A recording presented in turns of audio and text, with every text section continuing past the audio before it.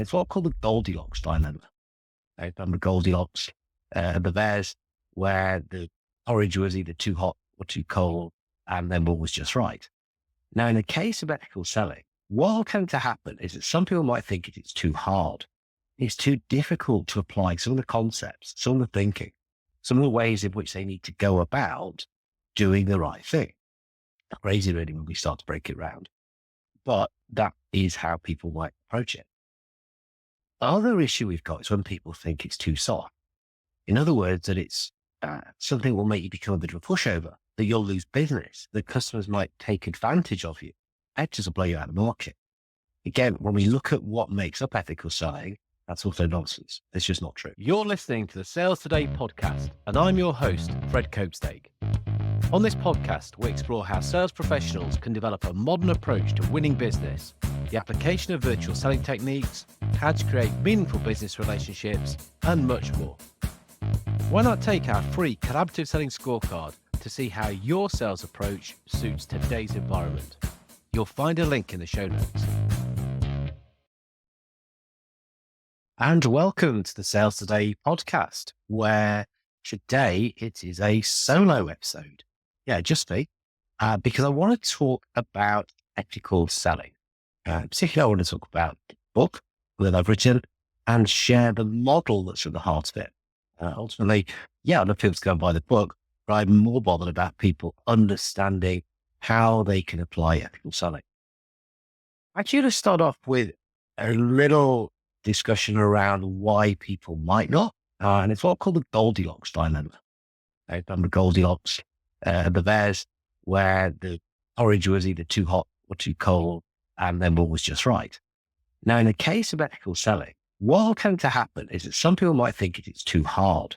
It's too difficult to apply some of the concepts, some of the thinking, some of the ways in which they need to go about doing the right thing. Crazy, really, when we start to break it round. But that is how people might approach it. The other issue we've got is when people think it's too soft. In other words, that it's something that will make you become a bit of a pushover, that you'll lose business, that customers might take advantage of you, editors will blow you out of the market. Again, when we look at what makes up ethical selling, that's also nonsense. It's just not true. Really, we could say, using the same Goldilocks analogy, ethical selling is just right. It's just right, and it can give you a competitive advantage because what it does, it gets you to the point of win, win, win. Yeah, 3 wins. Now we talk about win-win in sales a lot, and understanding mutual benefit, working towards that. However, with ethical selling, we can talk about win-win-win because we can understand that we get wins for the customer, wins for the company, but also wins for our own conscience. When one of those is excluded, it's unsustainable. So if we're excluding the customer, if we're not delivering a win for them, essentially that's dishonest. We can't look at doing that. Yeah, that could get sales a bad name and something that, not sustainable. Now, maybe we could do something for ourselves and the customer, but our company doesn't benefit. So this, I would say, is disloyal. And ultimately, we are representing our company, so we've got to look for the win there too. So again, we can't have this imbalance. And the third thing would be where there might be the customer winning, company winning, but for some reason, this just isn't sitting well with ourselves. And so this would make us disengaged. Again, not sustainable, not something that we want to be doing in the long term. So setting up the win-win-win is all about getting the customer, company, and your own conscience aligned so that everybody is taking benefit. Understanding ethics helps us with this. Now, at a broad level, ethics can be defined as the principles that govern a person's behavior, conducting an activity. Now, sometimes talk about how medical ethics. It's kind of a code of conduct, if you like. It's the way we go about doing things. Closely linked to morals, where morals will tend to be your individual principles, where ethics are those external rules, codes of conduct, the way that we should be doing things. Now, we can get into a huge discussion around that. We can really kind of go off into the atmosphere thinking about this, but it's not something that I want to do. It's not something I want to do on this podcast. It's not something I really do in the book. I outline that, yes, there are some, and kind of give some sources of where they come from. But really, I want to get into that. How do we do this stuff? A lot of people will talk about what, all those conducts and principles and all this good stuff, which is important, but how do we actually apply it? That's why I developed the ethical model, ETHICAL. The acronym will give us a reminder of the things that we need to be doing to make sure that we're consistent with an ethical selling approach, giving us that win-win-win. So the ethical selling model, what does that give us? Okay, so it helps us to think about the things which we need to be doing. And the first thing is empathetic communication. So this is all about engaging in active dialogue to understand the customer's needs and wants. It gets us thinking about transparency and integrity. This is operating with honesty, with clarity, and providing accurate information. We'll think about holistic value-centric approach. So in other words, this is thinking about a way of working that focuses on the customer value and their desired outcomes. Good selling, essentially. The I is about informed decision-making. So this is making sure that customers can make decisions with the right information, but it's respecting their autonomy. Again, it's not about putting pressure on people, forcing a decision with our own interests at heart. Steve's about collaborative relationship building. You might well have heard me talk about thinking like a partner so that we can build those deeper, longer lasting relationships because we collaborate in the way that we sell. Adaptive negotiation is all about how we approach negotiations in an ethical manner and using flexibility to drive those win-win outcomes, or win-win-win, as we're now talking about. And the final element is about learning and growing. So this is making sure that we're continually getting better at what we do. So we can do the very best for a company, customers, ourselves, using an open or a growth mindset to take on new ways of working that are going to make us better. So let's think about how we can actually start to apply this. I want to go into each of those elements of the model and just spend a couple of minutes on each of those, break those down so we can see how they work. So when we think about empathetic communication, this is all about engaging in active dialogue. So we're understanding customer needs and wants.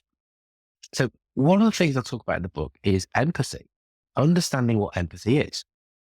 Talk about the concept of EQ, or emotional intelligence, the stuff that Daniel Goleman was talking about in the late 80s and the 90s, where we can develop those things which help us understand what we're thinking and feeling, as well as being better at recognizing how somebody else might be thinking, what they might be feeling, and adapting to it.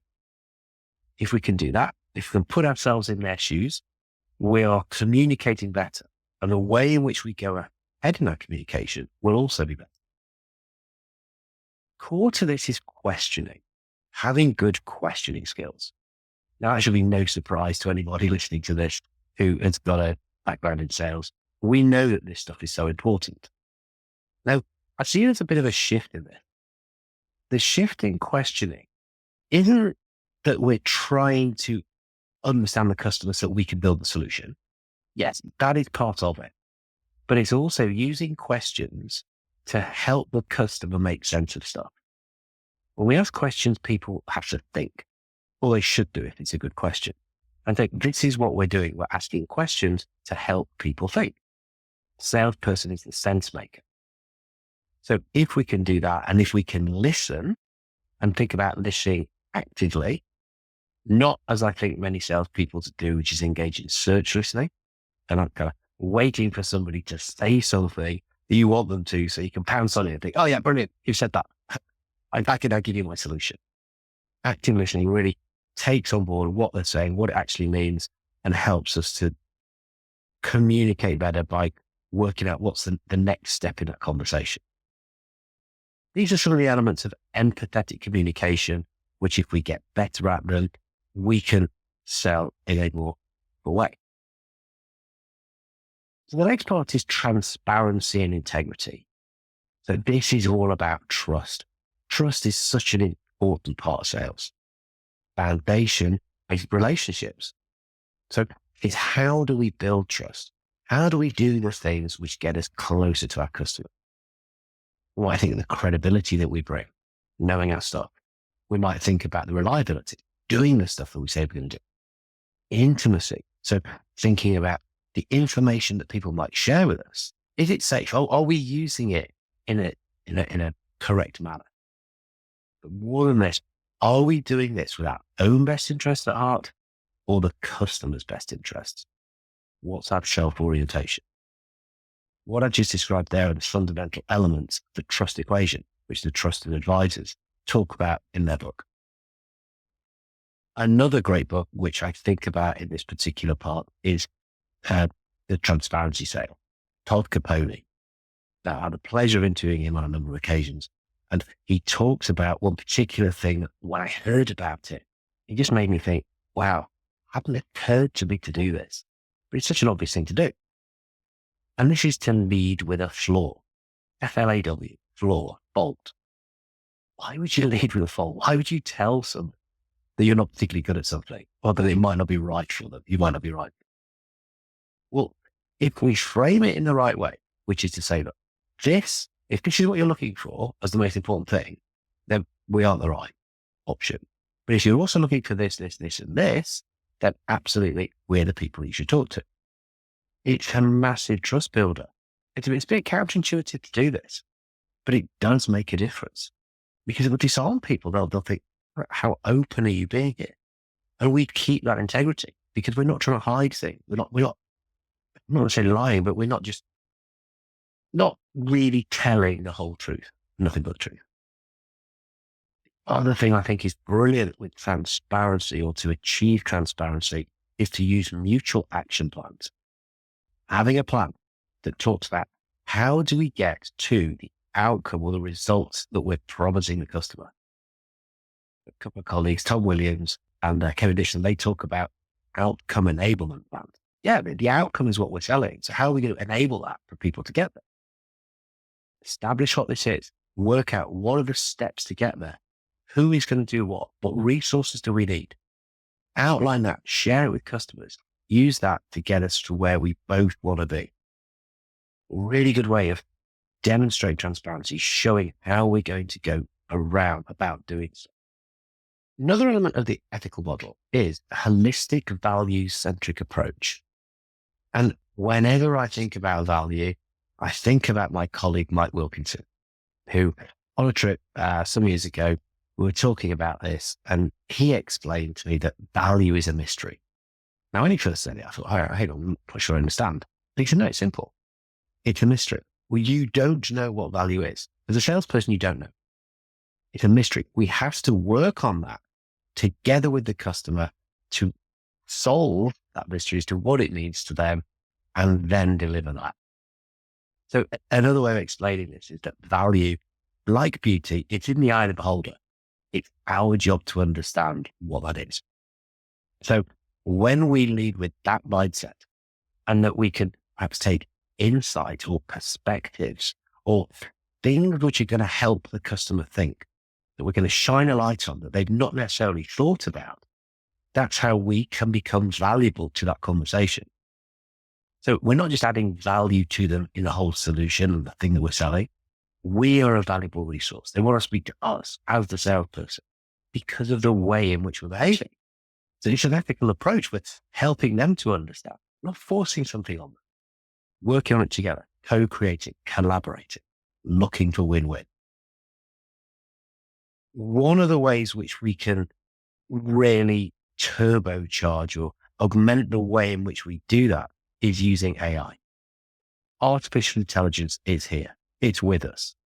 It gives us access to so much information that if we know how we can use it, if we know how we can have conversations with the AI to give us the insights that we can then use in our own conversations with customers, we're in a better place. I'm not a massive fan of taking AI, cutting and pasting what it says, sticking it in as social media posts or using it as kind of fake knowledge. We're using it to enhance our genuine knowledge, our human knowledge, so that we are valuable in a conversation.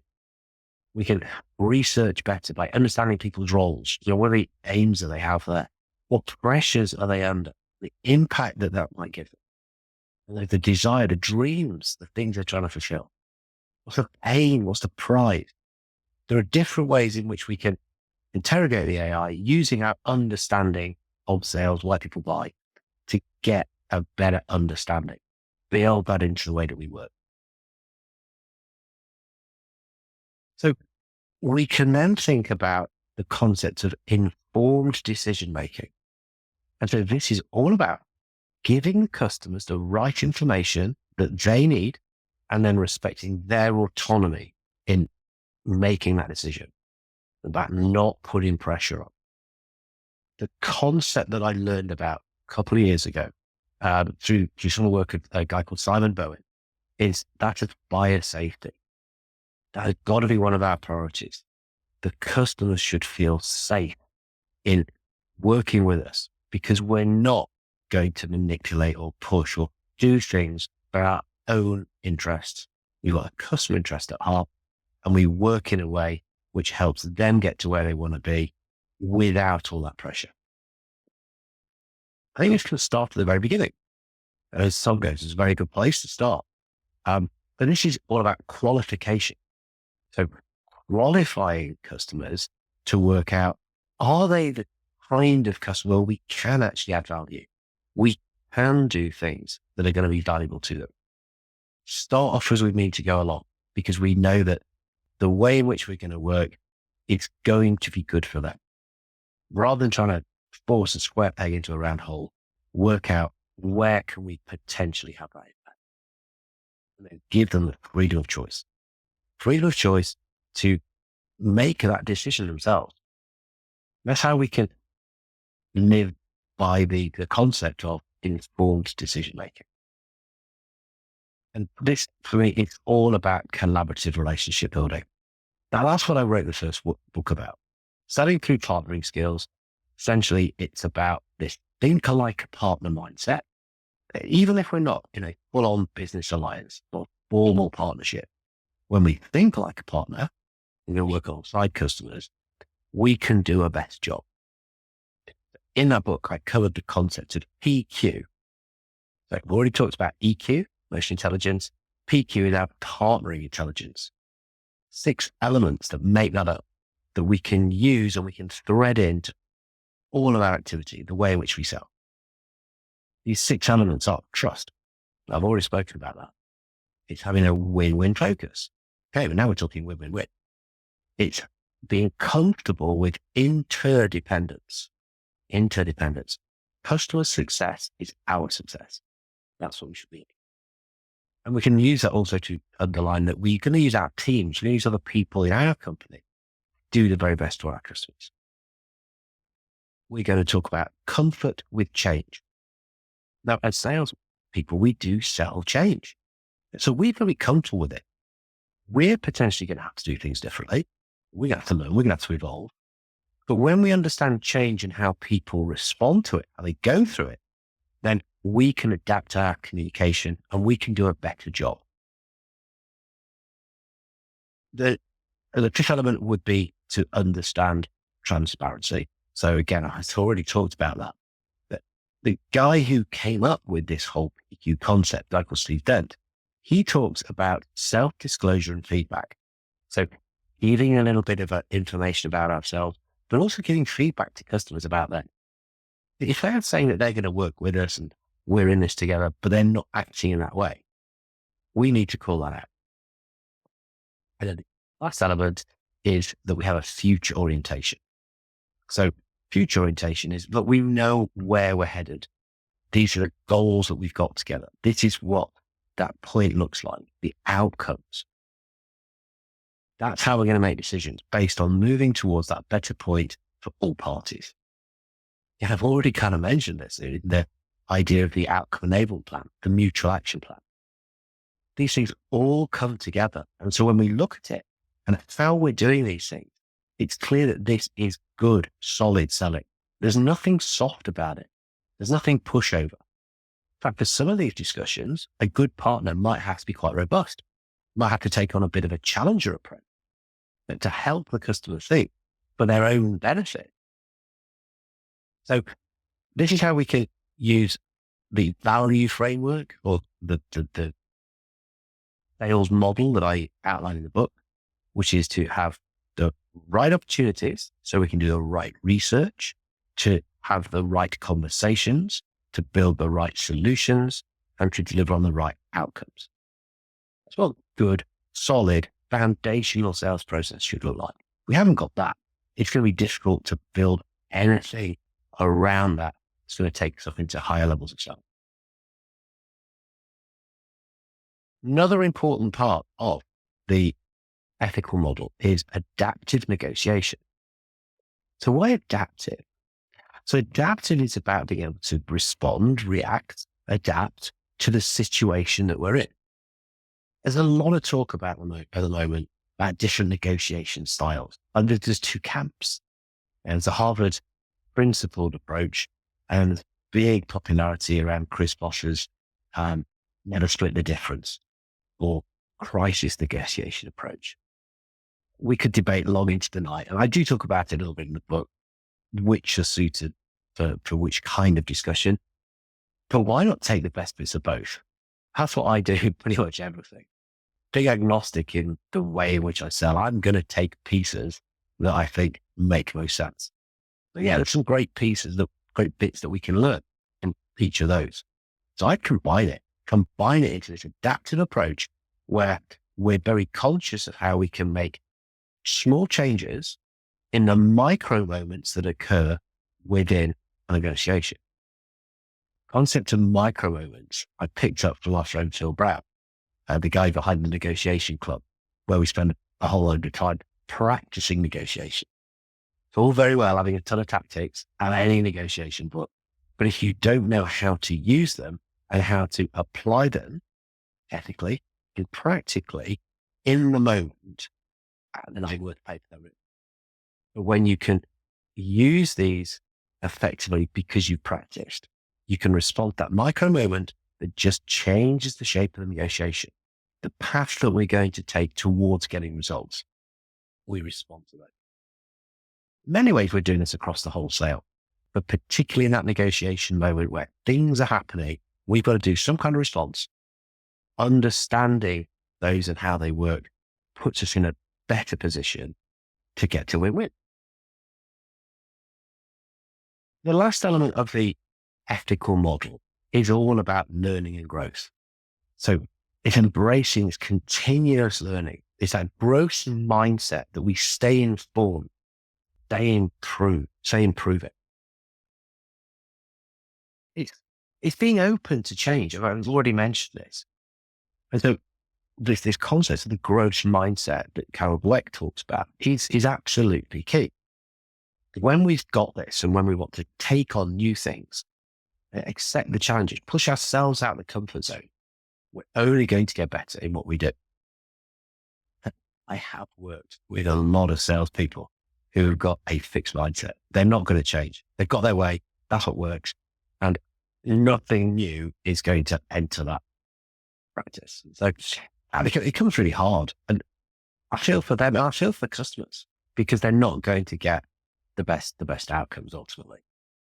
But when we can grow and we're open to this and get better, this is where we're going to start to see results. I came across the work of Dunning-Kruger and the Dunning-Kruger curve, which is all about confidence and competence. And what's quite amusing about this is that a lot of people who are very confident in doing something aren't particularly competent. Now, if you imagine a graph, it's like a big peak, not a great deal of competence, but because we don't know what we don't know, we feel brilliant at stuff. As we start to learn more, this is when we start to realize that actually maybe we ain't so good. And we kind of drop down in this curve to this point where it's like, oh, I don't really know anything. Yeah, but you know more than some of the people who think they know a ton. But this can open this growth mindset. And so we look to learn, to get better, to improve. And that confidence starts to improve because we realize actually, yeah, we're in control of this and we're setting ourselves a high bar. That's why I wrote the book Hybrid Selling at the time, around the time of the pandemic, lots of new things came into play. Now, people were forced to embrace some of these. What's been interesting is that some people let these go, although some people just fought them anyway, and they've not used this as a chance to move on and develop a more accomplished way in which they go about selling. So much stuff that we could add in to the way that we work, stuff that didn't exist even just a couple of years ago. I've talked about AI, sending video, asynchronous video. That's something that's pretty cool at the moment. Digital sales rooms, so creating information in a very shareable and easy to understand way. There's lots and lots of different tactics that we can bring in the way that we work, which keeps raising the bar, sets ourselves apart from our competition because of the way we sell. I think that's what it boils down to. Because of the way we sell or how we sell, that's what's going to be our competitive advantage. So often, what we're actually selling is pretty much the same as everyone else. Now, a lot of my clients hate it when I say that. And depending what kind of mood I'm in, I might really push the point to put it a bit rude. But certainly, this is something that we can use to help how we are going to go about stuff. So really, that's why I wrote the book. That's why I wrote the book, Ethical Selling. It's to help people understand the model I've just been through so that they can use it in a way which is going to set them apart. That's what it's all about. That's why I encourage you to go and buy it, because I want you to set yourself apart as a salesperson and enjoy continued success in the future. I'm all about good people doing good things in a good way. So good people are competent, good people achieve results, and good people have got a process. But it goes deeper than that. Decent people who are looking to create real impact because of how they go about things are ultimately going to be the people that customers want to speak to, companies want to employ, and who are happier with themselves. Thank you for listening to the Sales Today podcast with me, your host, Fred Copestake. I hope you've enjoyed what you heard today. If you did, please get in touch and hit subscribe.